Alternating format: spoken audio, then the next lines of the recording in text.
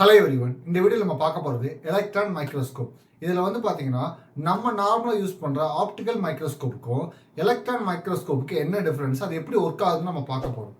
இதே மாதிரி நீங்கள் லேர்ன் பண்ணுறதுக்கு சேனலை மறக்காமல் சப்ஸ்கிரைப் பண்ணுங்கள், லைக் பண்ணுங்கள், உங்களை மாதிரி ஃப்ரெண்ட்ஸ்க்கு ஷேர் பண்ணுங்கள். வாங்க டாபிக் உள்ள போகலாம்.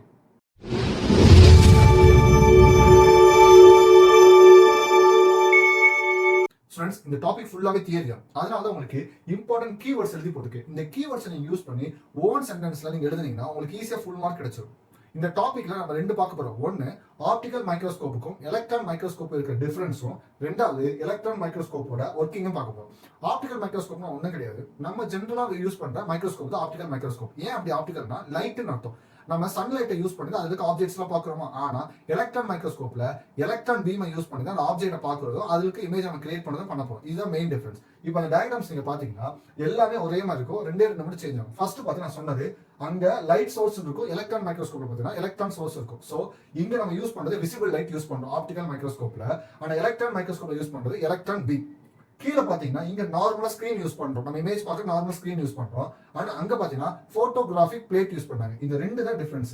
மற்றபடி நம்ம யூஸ் பண்ற condenser lens, objective lens, object projector lens எல்லாமே சேம். இந்த டாபிக்ல சில பேசிக்கான காம்பனன்ட்ஸ்லாம் கொடுத்துருக்காங்க. அந்த பேசிக்கான காம்பனன்ஸ் ஒர்க்கிங் என்னன்னு தெரிஞ்சுக்காங்க. இதுல அதிகமாக நம்ம கொடுத்துருக்கிறது லென்ஸ் தான் கொடுத்துருக்காங்க.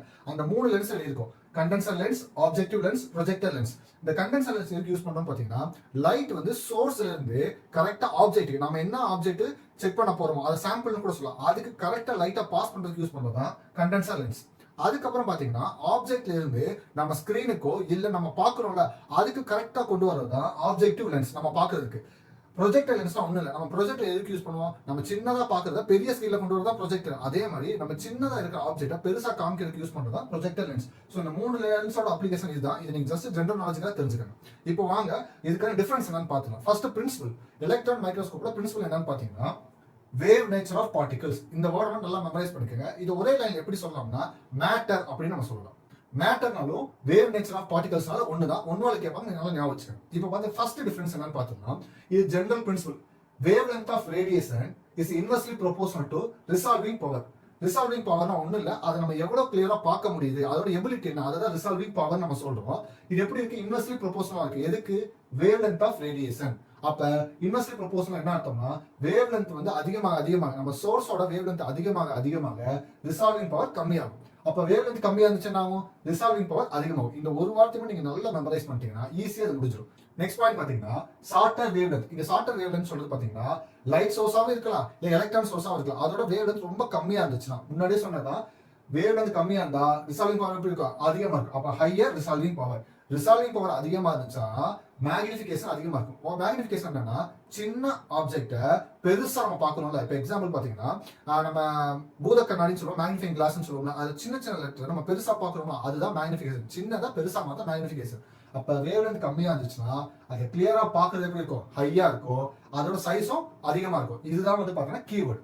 இப்போ இதுல ஆப்டிக்கல் மைக்ரோஸ்கோப்புக்கும் எலக்ட்ரான் மைக்ரோஸ்கோப் கம்பேர் பண்ணீங்கன்னா டி ப்ராக்லி வேவ்லென்த் ஆஃப் அப்படிங்க கொடுத்த என்ன அர்த்தம்னா அதுக்கு மீனிங் எலக்ட்ரான் மைக்ரோஸ்கோப்னு அர்த்தம். ஏன்னா எலக்ட்ரான் மைக்ரோஸ்கோப் எதை பேஸ் பண்ணிருக்குன்னா de Broglie wavelength of electron அதை பேஸ் பண்ணிருக்கு. அதுல வேவ்லென்த் எப்படி இருக்குன்னு சொல்லியிருக்காங்க, ரொம்ப கம்மியா இருக்குன்னு சொல்லியிருக்காங்க. எதை விட கம்மியா இருக்குன்னா விசிபிள் லைட் ஆப்டிக்கல் மைக்ரோஸ்கோப். இங்க என்ன விசிபிள் லைட்னா நம்ம ஆப்டிக்கல் மைக்ரோஸ்கோப்ல என்ன லைட் சோர்ஸ் யூஸ் பண்றோம், விசிபிள் லைட், அதுதான் யூஸ் பண்றோம். அப்ப இத கீ de Broglie wavelength of electron சொல்ற எலக்ட்ரான் மைக்ரோஸ்கோப்ல வேவ்லென்த் ரொம்ப கம்மியா இருக்கு. எதை விடனா ஆப்டிக்கல் மைக்ரோஸ்கோப்ல கம்மியா இருக்கு. உங்களுக்கே தெரியும் வேவ்லென்த் கம்மியா இருந்தா ரிசால்விங் பவர் மேக்னிஃபிகேஷன் அதிகமா இருக்கு. அப்படியே கீழே கொண்டு வாங்க. அப்ப எலக்ட்ரான் மைக்ரோஸ்கோப்ல ரிசால்விங் பவர் எப்படி இருக்கு, ரொம்ப அதிகமா இருக்கும். எதை விட ஆப்டிக்கல் மைக்ரோஸ்கோப்ல அதிகமா இருக்கும். எவ்வளவு அதிகமா இருக்குன்னா 2 lakhs டைம்ஸ் அதிகமா இருக்கும். இப்போ இங்க ஒண்ணுனா அதை விட 2 லட்சம் டைம்ஸ் இங்க அதிகமா இருக்கும். ஸோ இதுதான் வந்து பாத்தீங்கன்னா ஆப்டிக்கல் மைக்ரோஸ்கோப்புக்கும் எலக்ட்ரான் மைக்ரோஸ்கோப்புக்கும் டிஃபரெண்ட். ஸோ ஜஸ்ட் ஒரு ரீகாப் பண்ணிடுறேன். ஸோ எலக்ட்ரான் மைக்ரோஸ்கோப்போட principle wave nature of particle. Wavelength கம்மியா இருந்தா ரிசால்விங் பவர் அதிகமா இருக்கும். ஸோ வேவ்லென்த் கம்மியா இருந்தா ரிசால்விங் பவர் அதிகமா இருக்கும், மேக்னிஃபிகேஷனும் அதிகமா இருக்கும். அது அப்படியே கீழே கொண்டு வந்தீங்கன்னா de Broglie wavelength of electron தான் எலக்ட்ரான் மைக்ரோஸ்கோப்னு அர்த்தம். எலக்ட்ரான் மைக்ரோஸ்கோப்ல யூஸ் பண்றது ரொம்ப கம்மியான வேவ்லென்த்னால எலக்ட்ரான் மைக்ரோஸ்கோப்போட ரிசால்விங் பவரும் மேக்னிஃபிகேஷன் எப்படி இருக்கும், ரொம்ப அதிகமா இருக்கும். எத்தனை டைம்ஸ், 2 lakhs டைம்ஸ் அதிகமா இருக்கும். இதுதான் பேசிக் டிஃபரன்ஸ். எலக்ட்ரான் மைக்ரோஸ்கோப்போட ஒர்க்கிங் என்னன்னு பார்த்துக்கலாம். இங்க டயக்ராம் பாத்தீங்கன்னா ஃபர்ஸ்ட் இருக்குது எலக்ட்ரான் சோர்ஸ். எலக்ட்ரான் சோர்ஸ் என்ன பண்ணுதுன்னு பாத்தீங்கன்னா எலக்ட்ரான் லைட் பீம் வந்து ப்ரொடியூஸ் பண்ணி அனுப்புது. எது மூலமா அனுப்புதுன்னா கண்டென்சர் லென்ஸ் வழி அனுப்புதா. இங்க இருக்க லென்ஸ் எல்லாமே பாத்தீங்கன்னா ரெண்டு ஃபீல்ட்லயும் ஒர்க் பண்ணும். ஒன்னு எலக்ட்ரிக் ஃபீல்ட்லயும் ஒர்க் பண்ணும், இன்னொன்னு மேக்னெட்டிக் ஃபீல்ட்லயும் ஒர்க் பண்ணும். ஏன் அப்படின்னா இங்க என்ன சோர்ஸா இருக்கு? எலக்ட்ரானா சார்ஜ். அப்ப சார்ஜ்னால நம்மளால ஈஸியா ஃபீல்ட கிரியேட் பண்ண முடியும். எலக்ட்ரிக் ஃபீல்டையும் கிரியேட் பண்ண முடியும், மேக்னெட்டிக் ஃபீல்டையும் கிரியேட் பண்ண முடியும். அதான் ஃபர்ஸ்ட் லைன் கொடுத்துருக்காங்க. Electric beam pass through electrostatic or magnetic lens. Electrostatic lens use பண்ணோம்னா அங்க என்ன ஃபீல்டு கிரியேட் ஆகும்னா எலக்ட்ரிக் ஃபீல்டு கிரியேட் ஆகும்.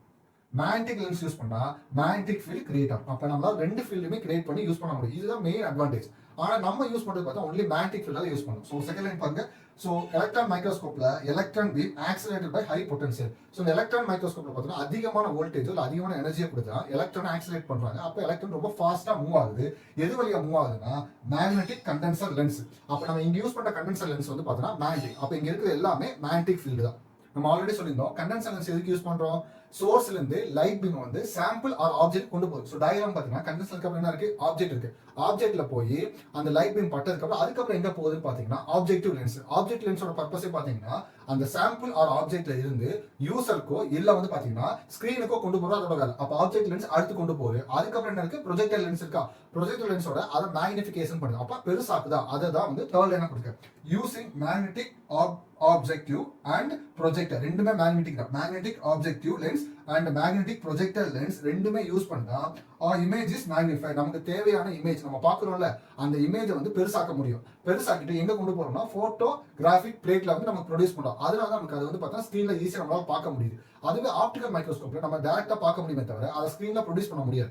ஆனா எலக்ட்ரான் மைக்ரோஸ்கோப்ல நம்மளால பார்க்கவும் முடியும். அதை பிக்சரைஸ் பண்ணி 3D மாடல்லையோ இல்ல நம்ம கம்ப்யூட்டர்ல நம்மளால ஈஸியா பார்க்க முடியும். இதுதான் வந்து பார்த்தீங்கன்னா எலக்ட்ரான் மைக்ரோஸ்கோப்போட பெரிய அட்வான்டேஜ்.